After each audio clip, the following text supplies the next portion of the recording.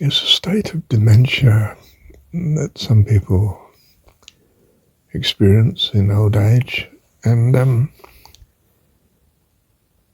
it's a stage just before that where you have an overwhelming benevolence. It's as if the whole world is seen as glorious, which is a surprise when you think of what the illness looks like from the casual worldly onlooker. And then the next stage is an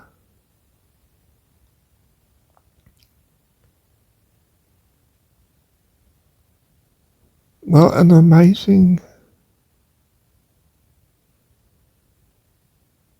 simplicity.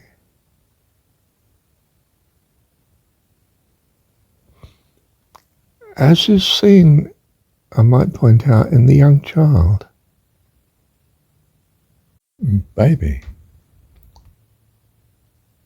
who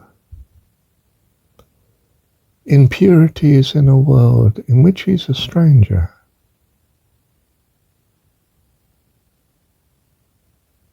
Just looking.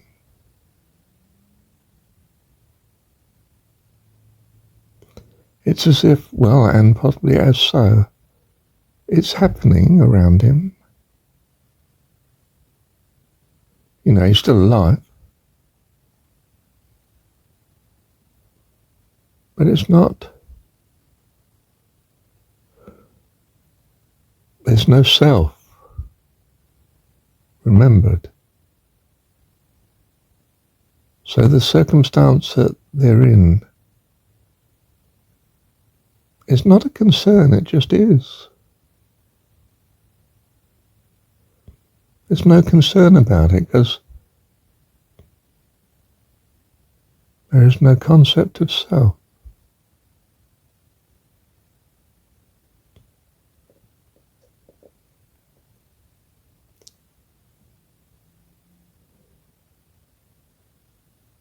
When the concept of self comes, then self-preservation and concern and values come. But before that and after that,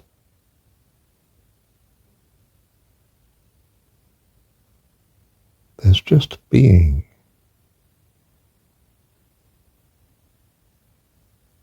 It's not a concern because there's no self to protect.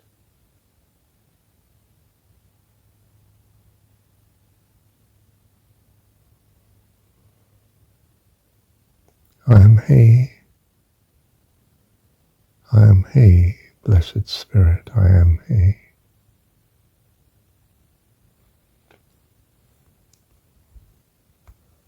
So the carer, my wife or the husband,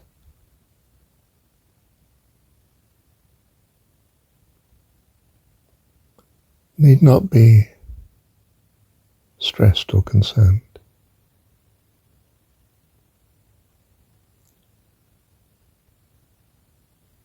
For one's loved one is now in a transcendent state.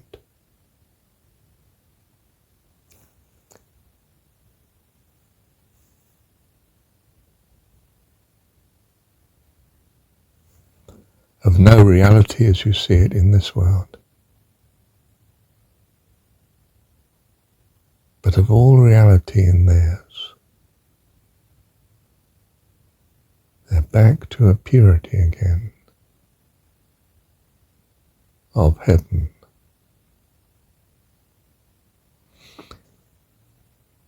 Maybe permanent, maybe transitory.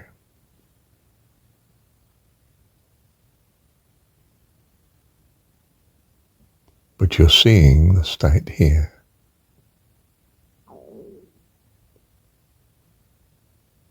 That they now have.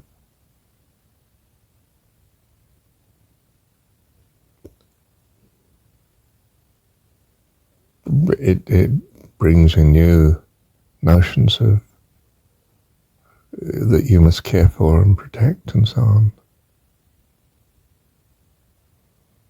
Because of course you're seeing it from your value structure.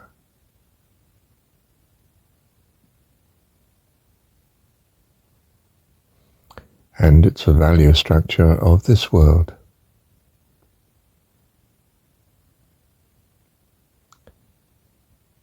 Necessary in the transitory, but not in the eternal.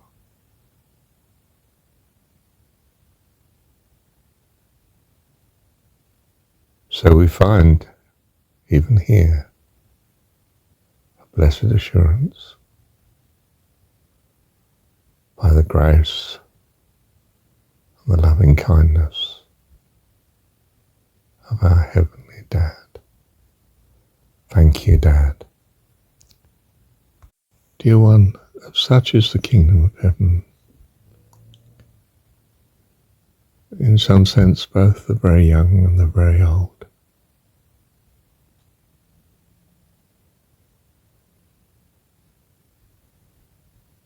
Blessed assurance. Thank you, Heavenly Dad. So you see, in the really advanced dementia, the self is switched off.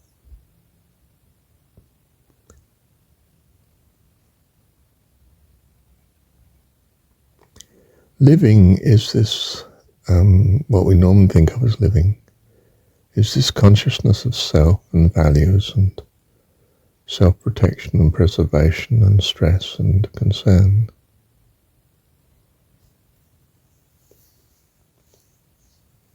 It's not there in the youngest of children and the oldest of people.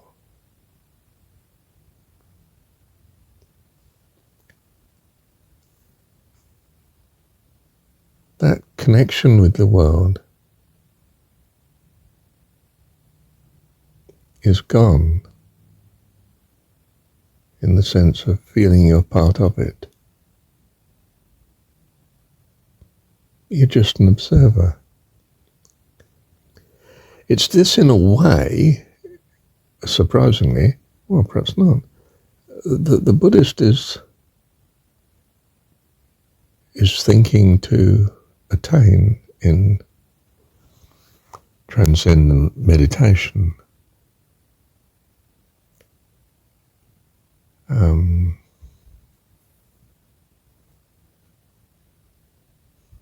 And of course it's a state from which they may not choose to come back from.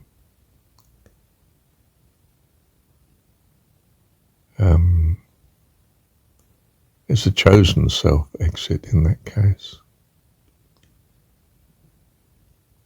I mean, it's reminiscent of what I've thought of and recorded before, that, you know, to sit with your eyes shut and your mind closed inward, so to speak, neither thinking about the past nor the future, but only the knife edge of the present. You know, it's less than a moment of time.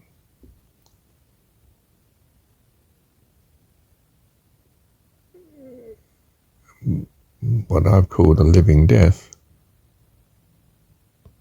but disparagingly so, because I'm valuing life, is not from that point of view. I don't say it's the way to go, because being here in this world suggests that you wanted to come, or because you felt you needed to come, and if you like, there's lessons to be learnt, there's time to be spent here, and the experience to be experienced, and the gain gained, in some eternal sense that I really can't frame.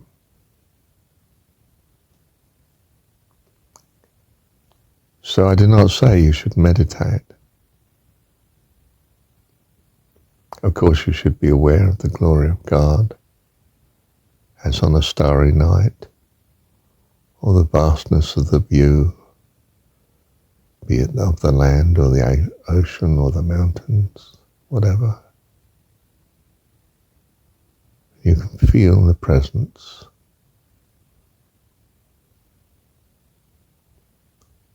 presence of God if your mind is so framed, or just presence, awesome presence. So that one's in awe and wonder, simply beholding the creation in one's mind.